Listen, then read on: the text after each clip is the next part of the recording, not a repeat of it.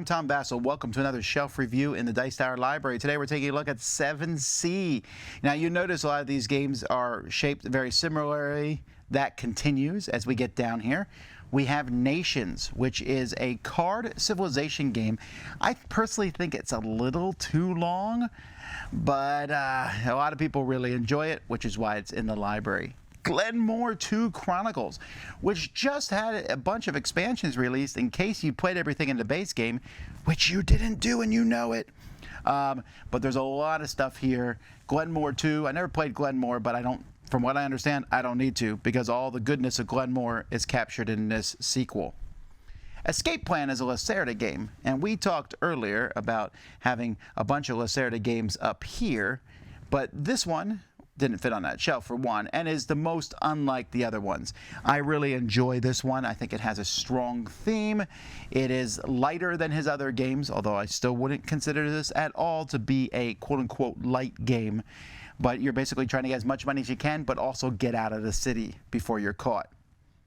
Then we have Doom. Doom, now this is not the original Doom, this is the sequel. The original Doom was very much like Descent. In fact, Descent was based on Doom. This is the follow-up. This is more of a run through and kill stuff. It works pretty well, although it's been a long time since I played it, and I've never been a big fan of the theming of Doom, but I know some people like it. Then we have Ogre. Now there's an Ogre Giant Edition, which I've decided to not put in the library because it takes up so much space, and if you really want to play Ogre, which is one person having a huge vehicle called an Ogre, fighting a bunch of smaller things, this will work well enough for you.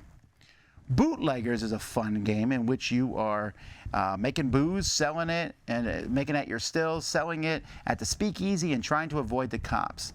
It does show its age to a little degree, but I still think this one is a lot of fun. And if you like that take that in your face mobster games, you could play this one. And then over here we have Robo Rally, Crash and Burn. That's the box, the Amigo box, but this is a very Frankenstein version of Robo Rally. It has stuff from this Amigo version, which had good components, the original game from Wizards of the Coast, the new game from Wizards of the Coast. There's a mix of stuff in there, but I think I have a nice little game. If you want to play Robo Rally, that's the version to check out.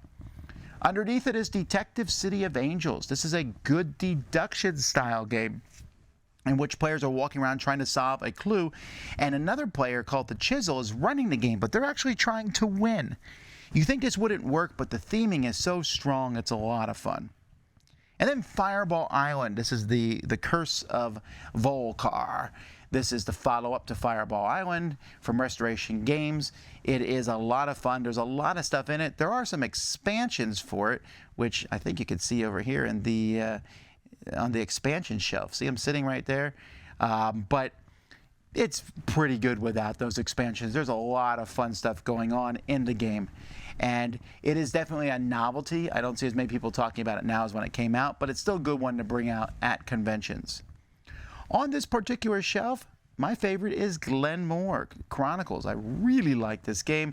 The aspect of moving around the board as far as you can is just fantastic for me. What's your favorite? Let me know in the comments. Until next time, I'm Tom Vasel, and you've been taking a look at another shelf in the Dice Tower Library.